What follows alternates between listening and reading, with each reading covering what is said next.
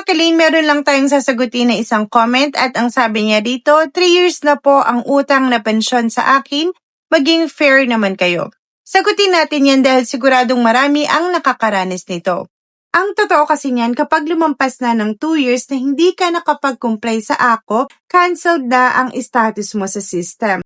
Pero hindi naman kasi yan na parang utang na mawawala na lang. Naka-hold lang niyang pera niyo. At para naman dun sa nag-comment at sa may iba pang back pay, opo, makukuha niyo pa rin yan ng buo.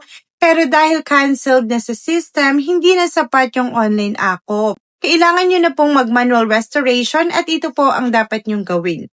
Pumunta sa SSS branch at humingi ng petition for restoration form, magdala ng valid IDs at marriage contract para sa survivors, at kapag na-approve, babalik ang monthly pension nyo at papasok ang 3 years back pay ng isang bagsakan o lump sum.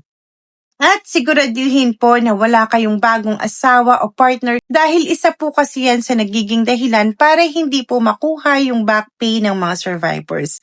At kung meron pa po kayong tanong tungkol sa SSS, mag-comment lang po sa baba at baka yung tanong nyo na po ang susunod nating masagot. And don't forget, follow Elena Vine.